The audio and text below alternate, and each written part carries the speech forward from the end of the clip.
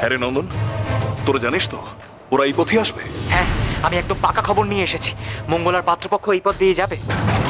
হ্যাঁ, এছাড়া আর অন্য কোনো পথ নেই। আর অন্য পথে যেতে গেলে 5 ক্রোশ ঘুরে বড় ঝিল পেরিয়ে যেতে হবে। আর তা ওরা করবে কেন? মনে রাখিস, ওদের কোনোভাবেই এই গ্রামে ঢুকতে দেওয়া চলবে না। গ্রামে ঢুকে পড়লেই আমাদের আমাদের ধরা পড়ে যাওয়ার সম্ভাবনা বেড়ে যাবে।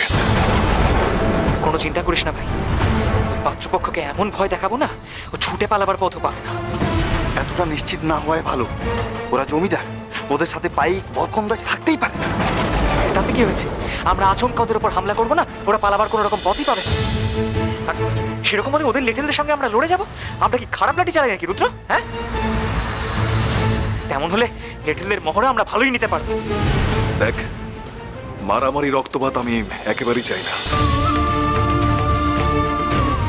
আমার উদ্দেশ্যটা হলো মঙ্গলার আশীর্বাদ ওই জমিদারের সঙ্গে বন্ধ করা। যদি বল প্রয়োগ না করে ওদের বুঝিয়ে সুঝিয়ে ফিরিয়ে দিতে পারি তাহলে তাই করব। আর ভালো কথায় কাজ না হলে তো রুখে দাঁড়াতেই হবে। এই কারা যেন আসছে, পায়ের শব্দ শুনতে পাচ্ছিস না? বোধহয় ওই পাত্রপক্ষ হবে। নে, তৈরি হয়ে নে সবাই, আগামী শুনে যা। আগে দেখি কারা আসছে। চল।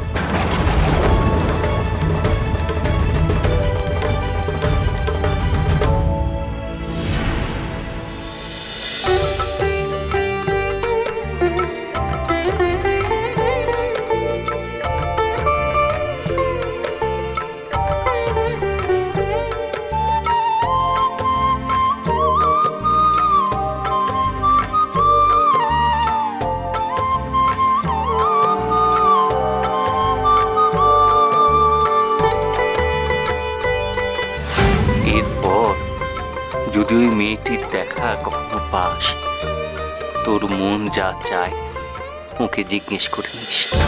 ওইটুকু ছোট বাচ্চা, ওকে আমি কি জিজ্ঞেস করব? ওরে, কার কি রূপ, কে কি চায় তা একমাত্র মা জানেন। মায়ের লীলা বোঝা সহজ কথা নয় রে।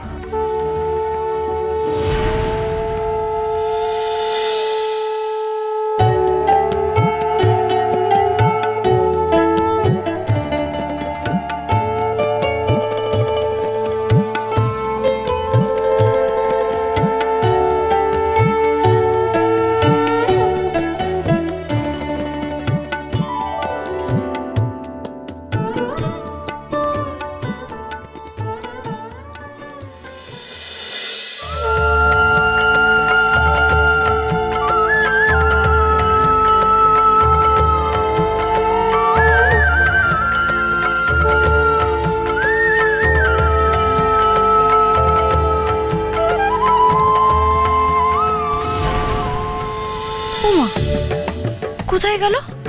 এই তো আমাকে ডাকছিল, আর এর মধ্যেই চলে গেল। বড্ড দুরন্ত।